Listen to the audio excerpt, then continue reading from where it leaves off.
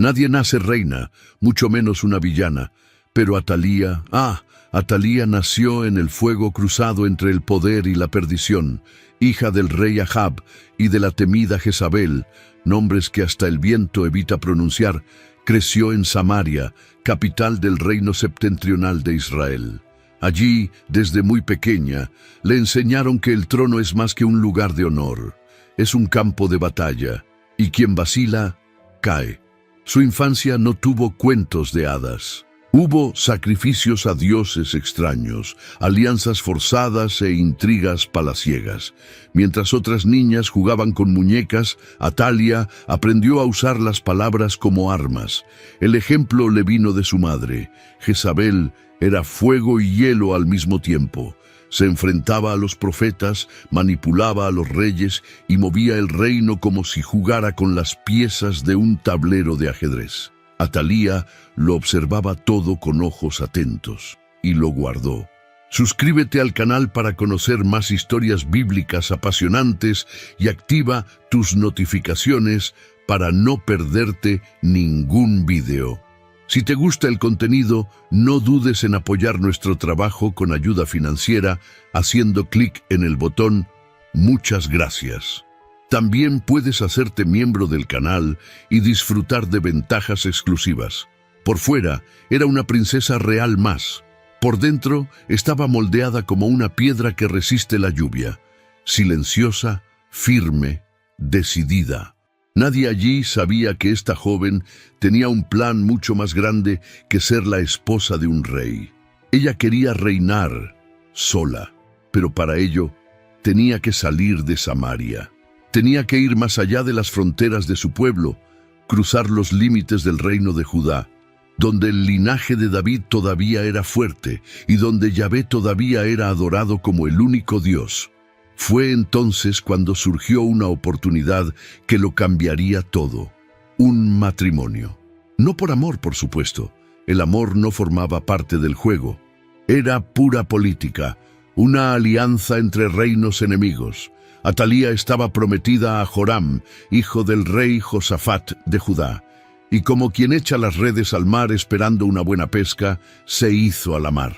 ¿Quieres profundizar en tu vida espiritual?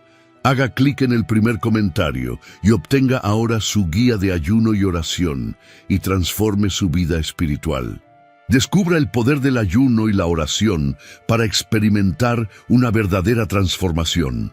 El viaje a Jerusalén no solo fue largo, sino también simbólico. Atalía dejaba atrás el palacio donde creció, los altares de Baal, las intrigas de su madre, los gritos ahogados de los profetas perseguidos.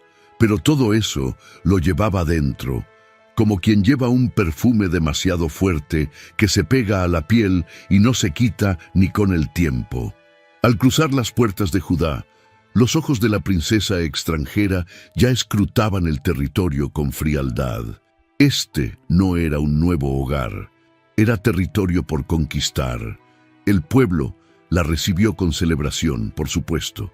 Después de todo, una alianza entre Israel y Judá era rara y llena de promesas. Era como si dos mundos hubieran dejado por fin sus lanzas a un lado para brindar con vino.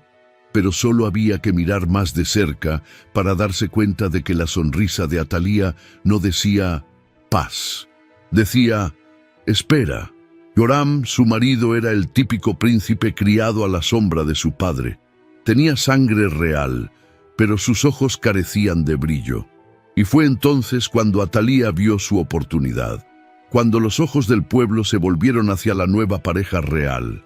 Ella comenzó a coser su influencia en los rincones del palacio, palabras dulces, consejos cuidadosos, hasta que las decisiones de Joram empezaron a llevar su tono. Pasaron los días, y poco a poco Judá fue cambiando. Nada demasiado escandaloso al principio, un altar aquí, un permiso allá, pero lo que parecía pequeño era solo el principio. Atalía no estaba allí para ser una esposa decorativa. Ella quería moldear a Judá a su imagen, y la imagen que llevaba venía directamente de los días oscuros de Samaria, y mientras el pueblo todavía se estaba acostumbrando a la nueva reina, en lo más profundo del trono, la fe en Yahvé empezaba a mostrar signos de debilidad, y Judá poco sabía que las raíces del norte se estaban extendiendo silenciosamente. Todo parecía bajo control, hasta el día en que Joram subió al trono como rey. Entonces el juego realmente comenzó. Joram fue finalmente coronado. El pueblo aplaudió, los músicos tocaron, el templo resonó con palabras de bendición, pero en el fondo era Atalía quien realmente sonreía. Ahora el rey era su esposo, pero el mando, eso ya estaba en sus manos. Joram era rey de nombre, pero era Atalía quien soplaba decisiones en su oído, y ella soplaba con calma, como quien enciende brasas sobre un paño seco. Primero vino el acercamiento con los dioses del norte, luego vinieron las concesiones. Comenzaron a aparecer extraños altares aquí y allá, al principio discretos, luego abiertos de par en par. El templo de Yahvé ya no era el único lugar de culto. El olor del incienso quemado para Baal empezó a mezclarse con el aire de Jerusalén.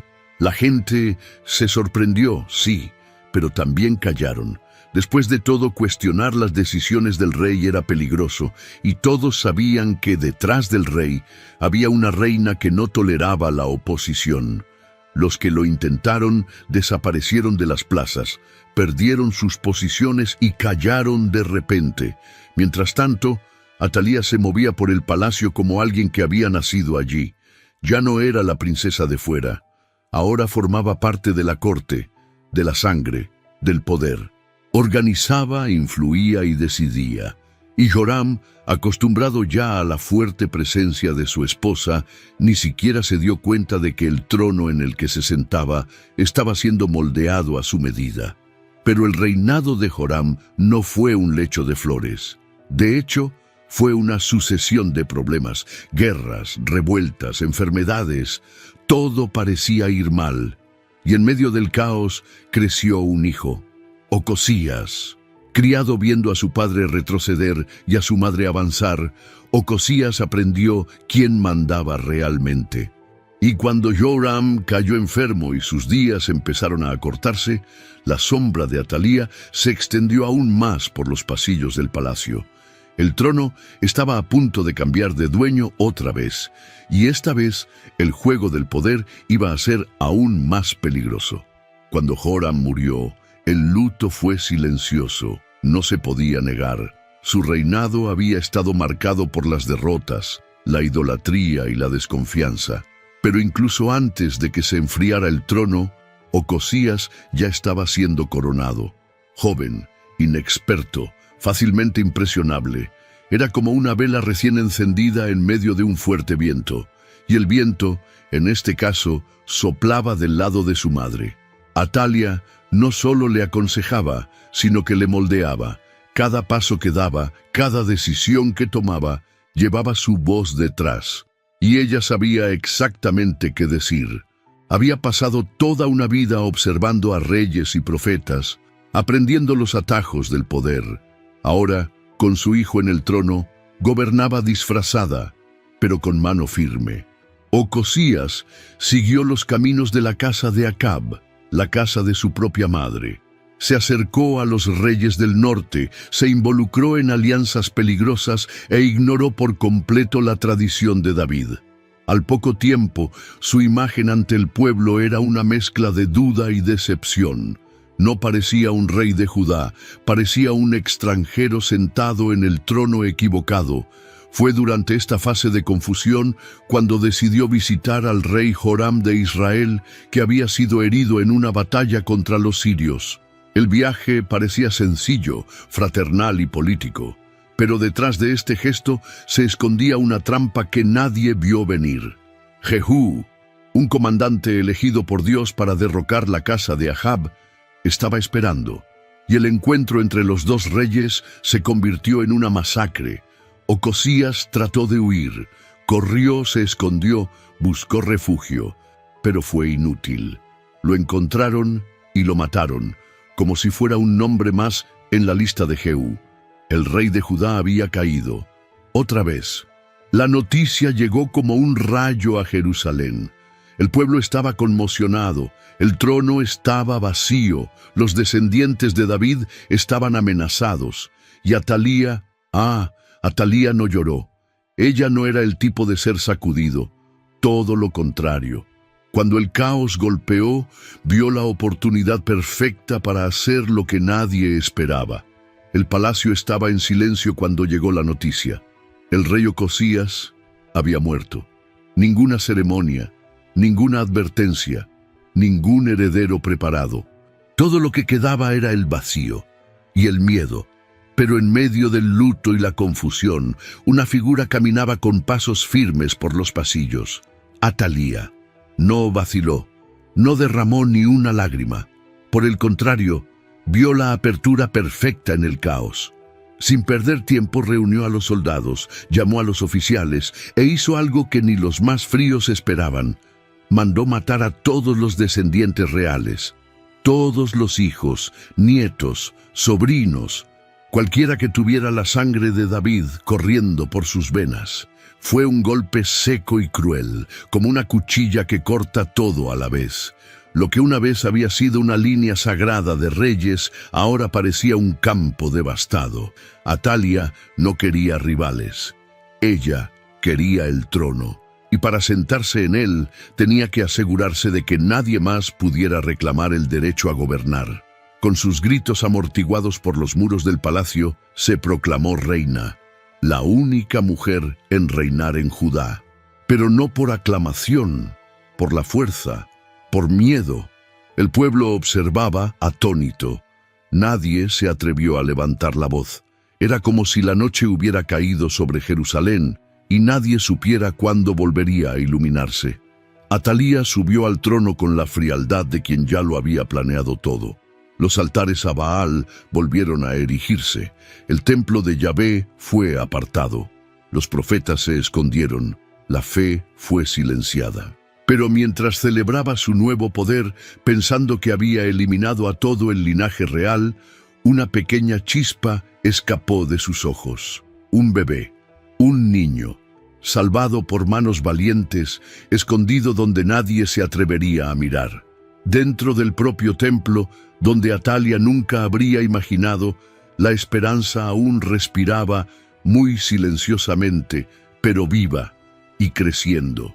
En medio de la matanza ordenada por Atalía, cuando todo parecía perdido y el linaje de David parecía haber sido borrado para siempre, alguien decidió actuar. Josaba, hermana de Ocosías, vio acercarse el peligro y no se quedó de brazos cruzados. Sabía que entre las víctimas había un bebé aún en sus brazos, el pequeño Joás, hijo del rey asesinado. Sin pensárselo dos veces, Josaba lo cogió en brazos, lo envolvió en paños sencillos y junto con su marido Joiada, el sumo sacerdote, llevó al niño a donde a nadie se le habría ocurrido mirar, el templo, el mismo lugar que Atalía despreciaba. Allí, en los silenciosos y sagrados corredores, Joás fue escondido. Creció entre los utensilios del altar, escuchando las antiguas historias de la fe de sus antepasados, aprendiendo a caminar entre los levitas y respirando la esperanza que solo sobrevive en secreto. Mientras el mundo exterior adoraba a Baal y se inclinaba ante Atalía, en el interior del templo se estaba formando un nuevo rey, sin corona, sin multitud, pero con un propósito. Durante 6 años enteros, Atalía reinó, sin saber que una amenaza dormía a pocos metros de sus propios decretos. Para ella, el templo era un lugar olvidado, un símbolo de un tiempo que quería borrar. Poco sabía ella que ese tiempo estaba siendo reconstruido por las manos de un sacerdote paciente y una mujer valiente. Joás aún no sabía lo que le esperaba. Era solo un niño, pero cada paso que daba dentro del templo era un paso que el destino vigilaba. Joiada, el sacerdote, lo sabía. Estaba esperando. Se preparó. Como quien cuida una semilla en medio del desierto, alimentó al niño con fe, verdad y coraje. Mientras tanto, fuera, Atalía sentía que el trono se hacía cada vez más firme bajo sus pies, sin darse cuenta de que delante de sus narices el suelo ya empezaba a resquebrajarse. Durante 6 años, Atalía reinó sola. Ningún rey a su lado, ningún descendiente legítimo a la vista. Sobre el papel era soberana, pero en la práctica gobernó con puños de hierro y un corazón que ya no latía por Judá, solo por sí misma. En el centro de la ciudad se erigieron con orgullo altares a Baal. Los sacrificios a dioses extranjeros se convirtieron en parte de la rutina. El templo de Yahvé, donde antes resonaban fiestas y cánticos, se convirtió casi en un almacén olvidado. Los levitas caminaban en las sombras y los profetas desaparecieron. Atalía no solo gobernó, sino que reescribió el alma del pueblo. Como pintura oscura arrojada sobre un viejo mural, cubrió todo lo que le recordaba el pacto con Dios. Ella no solo quería gobernar, quería borrar el pasado. Pero no todo obedecía a la fuerza.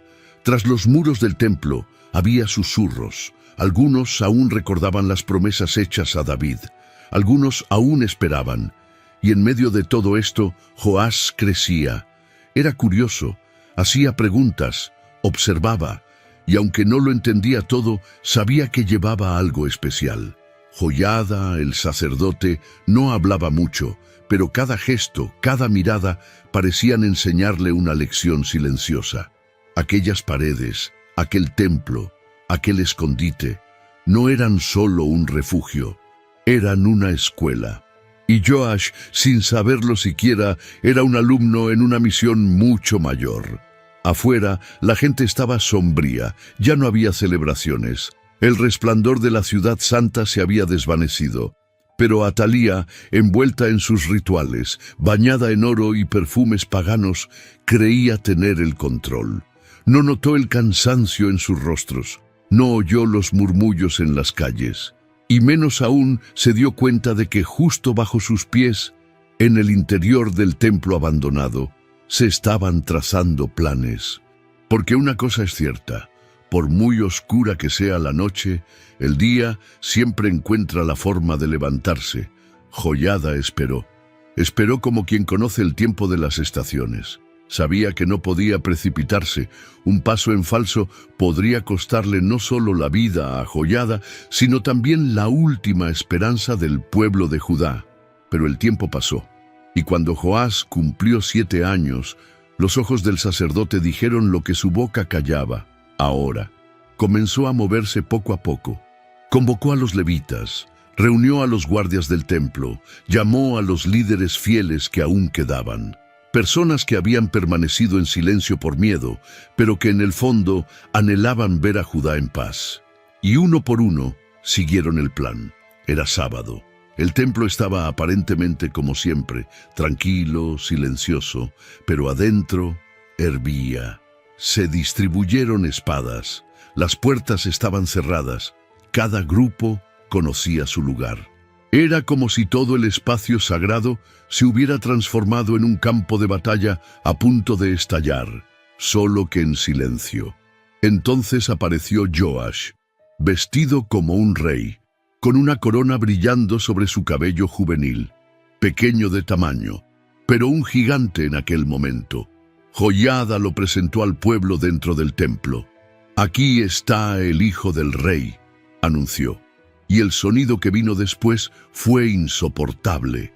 Aplausos, gritos, trompetas, un estruendo que rompió el silencio de 6 años. El pueblo estalló en júbilo, como quien despierta de una pesadilla. Los guardias rodearon al muchacho con respeto, y allí, en medio de la multitud, sucedió lo improbable. Joás fue coronado. Afuera, Atalía oyó el ruido. Corrió al templo, empujando a los guardias, tratando de entender. Cuando vio al niño sobre el altar, rodeado por el pueblo, lo comprendió todo de inmediato. Sus ojos se abrieron de par en par. La sangre pareció helársele en las venas. y lo único que consiguió gritar fue un grito desgarrado y desesperado. ¡Traición! ¡Traición! El grito de Atalia resonó como un trueno sobrenatural. ¡Traición! ¡Traición!, gritó, rasgándose la ropa en un gesto desesperado. Pero nadie corrió a calmarla. Nadie acudió en su defensa. El pueblo, que durante tanto tiempo había temido sus ojos y sus decretos, ahora la miraba con silencio y desprecio. Allí, en medio del templo, con Joás de pie ante la multitud, ya no era la reina.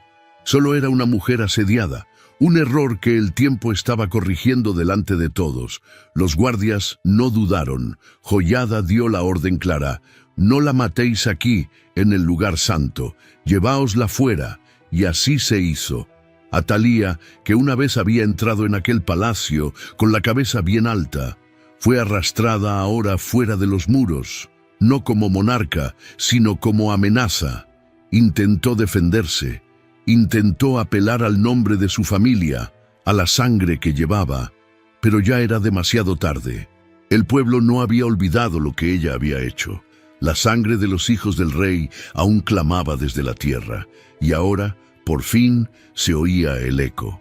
Fuera de las puertas del templo, en un punto donde las piedras ya no protegían y donde lo sagrado no podía llegar, Atalía fue ejecutada, sin ceremonia, sin aplausos. La mujer que había gobernado con mano dura, que había intentado borrar el linaje de David, se sumió en el silencio que ella misma había impuesto durante años. Dentro del templo, Joás observaba todo con los ojos de alguien que aún no comprendía lo grande que era aquello. Pero el pueblo comprendió. Joiada lo entendió. Era el fin de un ciclo oscuro. Y allí, entre trompetas y promesas renovadas, Joás fue colocado oficialmente en el trono. Un niño rey, un nuevo comienzo. Pero ser coronado es solo el primer paso. Reinar, esa es otra historia. Y Joás, a pesar de su juventud, tendría que enfrentarse a sus propios caminos, elecciones y pruebas. Porque la corona puede ser ligera al principio, pero el peso viene con el tiempo. El trono estaba ocupado de nuevo. Joás, con sus 7 años y sus ojos vigilantes, era ahora rey de Judá. El pueblo lo aclamaba, pero en el fondo todos sabían que era el sacerdote Joiada quien llevaba las riendas. Era más que un consejero, era el guardián de la promesa, el hombre que protegía el linaje de David cuando todo parecía perdido. En los primeros años, Joás hizo lo correcto. Derribó los altares de Baal, restauró el templo, devolvió los cantos, las fiestas, la alegría que Jerusalén había olvidado como era. Parecía que por fin la luz había vuelto a brillar sobre Judá.